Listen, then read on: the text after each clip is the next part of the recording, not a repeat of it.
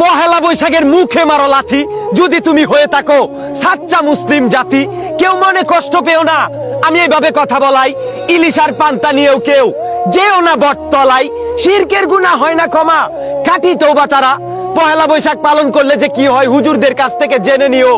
এখনো জানো না যারা, এটা হিন্দুদের উৎসব, মুসলমানদের জন্য নয়। পহেলা বৈশাখ পালন করলে কবিরা গুনাহ হয়।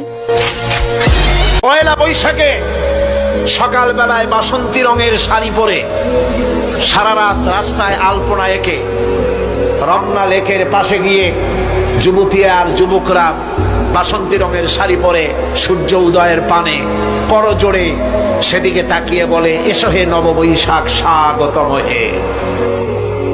আপনি কি করলেন? ঢোল, তবলা, হারমোনি, গিটার, এমনকি আপনি অবাক হয়ে যাবেন পুরুষরা নারীদের গালের মধ্যে অঙ্কন করে দেয়।